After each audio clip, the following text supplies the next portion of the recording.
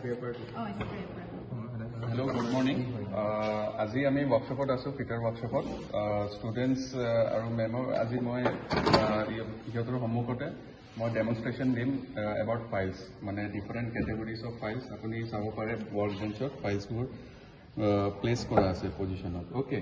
তো files actually one type of cutting material হয় ভিতৰত তো ফাইলছৰ চাৰিটা কেটেগৰি আছে চাৰিটাৰ ভিতৰত ফাৰ্ষ্ট হৈছে লেন্থ ছেকেণ্ড হৈছে গ্ৰেড কাট আৰু শ্বেপ লেন্থ হৈছে বেলেগ বেলেগ লেন্থ আছে এইটো চাব পাৰে এইটো তোমাৰ একচুৱেলি 150 mm হ'ব কিছুমান লেন্থ 300 mm হয় বেলেগ বেলেগ লেন্থৰ হয় গ্ৰেডটো হৈছে তো আপোনাৰ এইটো চাব পাৰে এইটো বাষ্টাৰ্ড ফাইল হয় ঠিক আছে এইটো ৰাফ ফাইল হয় তাৰপিছত এইটো হৈছে round half round smooth file এইবোৰ বেলেগ বেলেগ গ্ৰেডত কি আহিব বাষ্টাৰ্ড আহিব ৰাফ ফাইল আহিব ৰাফ ফাইলৰ পাছত ছেকেণ্ড কাট আহে ছেকেণ্ড কাটৰ পাছত আপোনাৰ হেৰি আহিব স্মুথ ফাইল আহিব স্মুথ ফাইলৰ পিছত ডেড স্মুথ ফাইল আহে তাৰপিছত আহিব কাটটো হৈছে কাটৰ চাৰিটা কেটেগৰি আছে প্ৰথমটো হৈছে ছিংগল কাট ডাবল কাট ৰেপছ কাট আৰু কাফড কাট ছিংগল কাট একচুৱেলি অকল ছিংগল কাট থাকে ছিংগল পেটাৰ্ণ থাকে ইয়াতে চাব পাৰে দুটা পেটাৰ্ণ আছে অ'কে দুটা পেটাৰ্ণ তো ছিংগল কাটত আপোনাৰ যোনটো এংগেল থাকে এইটো হৈছে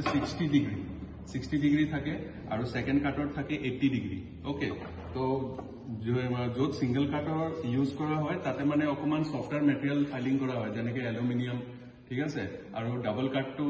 ইউজ কৰা হয় যেনেকৈ ব্ৰঞ্জ হৈ গ'ল মাইল ষ্টিল হৈ গ'ল এইবোৰ ইউজ কৰা হয় তো আমি এতিয়া কাট 3 নম্বৰ হৈ গ'ল 4 নম্বৰ থাকিলে শ্বেপটো চাব পাৰে এইটো বেলেগ বেলেগ শ্বেপ আছে এইটো ৰাউণ্ড ফাইল দেখিছে এইটো হৈছে হাফ ৰাউণ্ড ফাইল এইটো ৰাফ ৰাউণ্ড ফাইল ৰাফ আছে টিপবিলাক চাব পাৰে ঠিক আছে টিটৰ পেটাৰ্ণবোৰ চাওক ৰাফ ফাইলৰ অ'কে এইটো ট্ৰাইংগুলাৰ ফাইল